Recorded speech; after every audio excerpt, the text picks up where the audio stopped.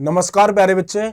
जैसा कि आप सभी जानते हैं कि डीयू ने अपना जो फेज सेकंड के रजिस्ट्रेशन है वो स्टार्ट कर दिए हैं और फेज सेकंड में आपको क्या करना होगा, अपनी प्रेफरेंस फिलिंग बननी होगी। तो आज के सेशन में मैं आपको जानकारी देने आया हूं कि जो डीयू की प्रेफरेंस फिलिंग है वो आपको किस प्रकार करनी है और साथ ही साथ कौन से कॉलेज आपको टॉप पर रखने हैं, कौन से कॉलेज आपको मिड में रखने हैं और कौन से कॉलेज प्यारे साथी सबसे निचले स्तर पर रखने हैं। ठीक है, साथ ही साथ जो आपको अपग्रेड है उसके बारे में बताने वाला हूं, फ्रीज के बारे में बताने वाला हूं और प्यारे साथी विदड्रॉ के बारे में बताने वाला हूं।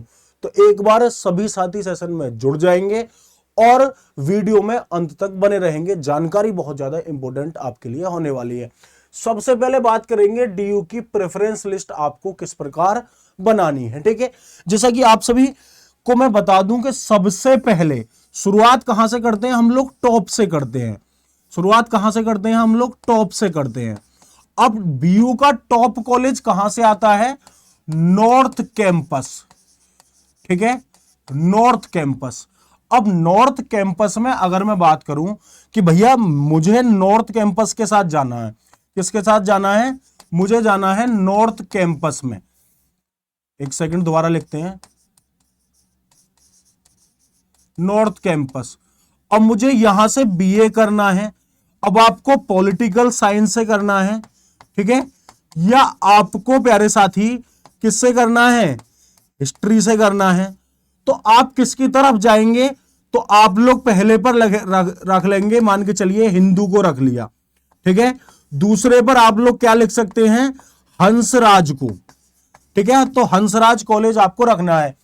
तो आपको हमेशा टॉप पर जो दिल्ली की जो टॉप कॉलेजेस है वो रखने हैं। ऐसा नहीं है कि आप लोग बॉटम से टॉप भरेंगे, नहीं। सबसे पहले आपको टॉप पर रखने हैं नॉर्थ कैंपस के कॉलेज और यहां पर मैं बता दूं साउथ कैंपस के कॉलेज। ठीक है, तो साउथ कैंपस के जो आपके टॉप कॉलेज हैं वो यहां पर रखने हैं।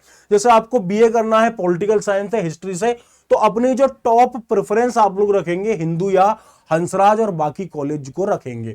दूसरे पर आपको रखने हैं मिड लेवल के कॉलेज।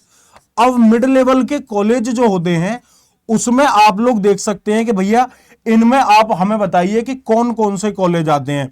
तो एक तो भाई इनमें आता है ऑफ कैंपस के कॉलेज, ठीक है, और कुछ आते हैं आपके साउथ कैंपस के कॉलेज, इनको भी आप लोग यहां पर रख सकते हैं।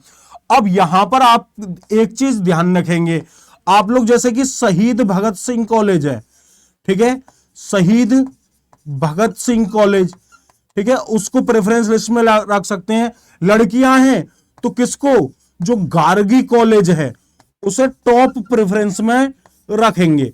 फिर देन अगर मैं बात करूं कि तीसरी प्रेफरेंस आपकी क्या होगी, तो यहां पर आपको आपको रैंक वाले कॉलेज रखने हैं, ठीक है, और साथ में आप लोग लो रैंक को क्या कह सकते हैं, सेफ कॉलेज।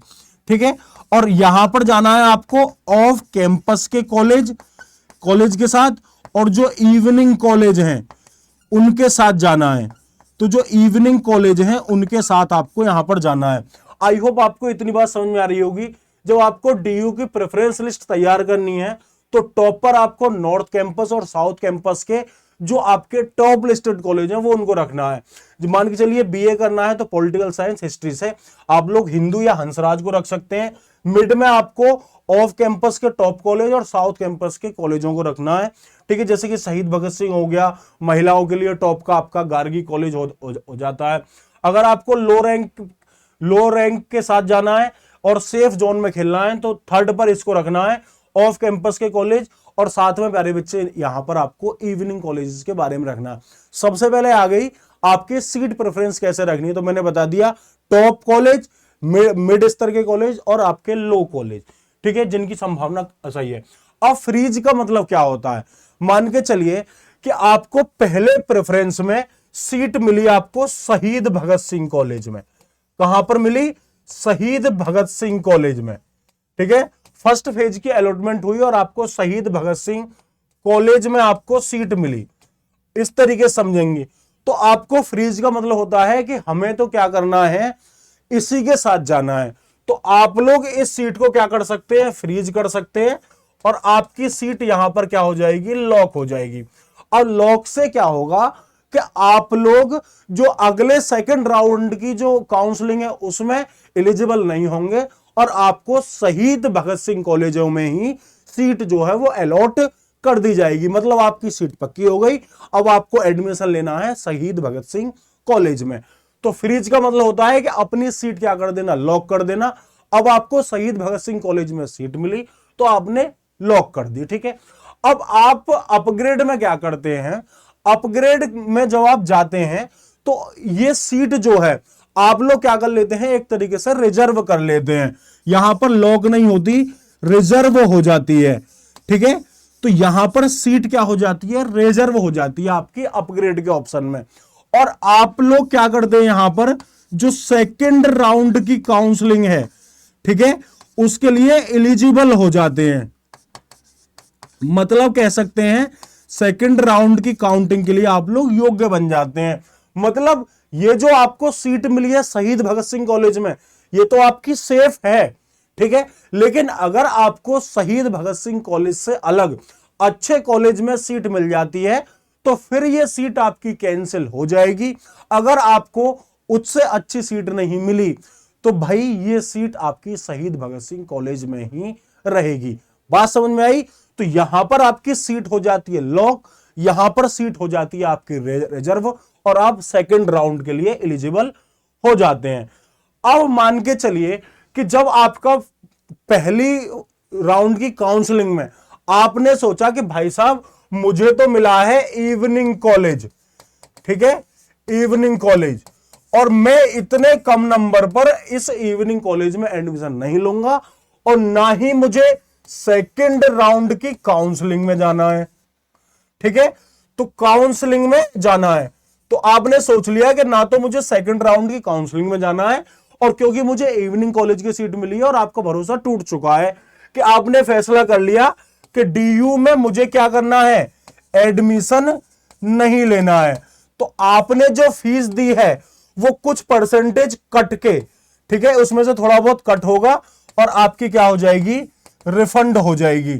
और ये फैसला तब लेना जब आपको डीयू में ना जाना हो, जब आपको बीएचयू में जाना हो, जब आपको जेएनयू में जाना हो या इलाहाबाद यूनिवर्सिटी में जाना हो या फिर आपको बाबा भीमराव अंबेडकर यूनिवर्सिटी में जाना हो। मैं आपको पर्सनली एक राय देना चाहूंगा, सबसे बढ़िया ऑप्शन होता है फ्रीज हो, अपग्रेड हो या आपका कौन सा हो प्यारे बच्चे, विड्रॉ हो। तो इनमें सबसे बढ़िया ऑप्शन होता है आपका अपग्रेड का। अपग्रेड में आप अपनी पहले वाली सीट को रिजर्व कर लेते हैं और सेकंड राउंड की काउंसलिंग के लिए एलिजिबल हो जाते हैं। अगर वहां आपको अच्छी सीट मिल गई तो कैंसिल हो जाएगी, नहीं मिली तो ये तो आपकी है ही, मतलब ठीक है। चलिए अब इस बंदे को मान के चलिए अशोक नाम का व्यक्ति है और इसको इवनिंग कॉलेज में मिला तो ये कहेगा मैं तो आपका कैंपस के कॉलेज में ही पढ़ूंगा और मैं बीएचयू या इलाहाबाद यूनिवर्सिटी की तरफ जा रहा हूं। तो ये बंदा क्या कर लेगा, अपना जो है, जो इसने रजिस्ट्रेशन कराया है उसे क्या कर लेगा, विदड्रॉ कर लेगा और विदड्रॉ करने से इसकी कुछ परसेंटेज कटने के कारण फीस हो जाएगी रिफंड।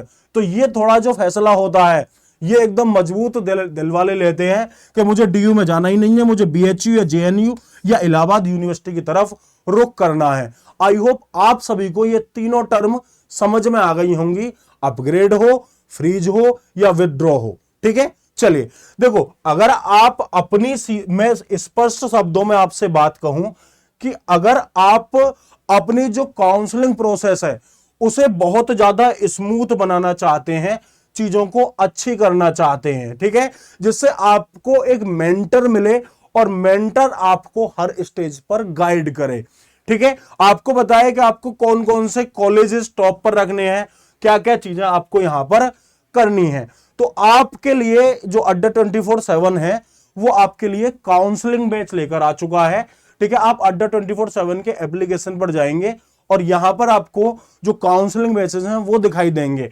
देखो यहां पर एक है आपका सारथी और एक है सारथी प्राइम, ठीक है। अगर आप सारथी प्राइम के साथ जाते हैं तो आपको सारथी में फीचर थोड़े से कम है, सारथी प्राइम में थोड़े से फीचर ज्यादा है। जैसे ही आप जुलाई 38 से नाम से इस पर 38% डिस्काउंट अभी चल रहा है।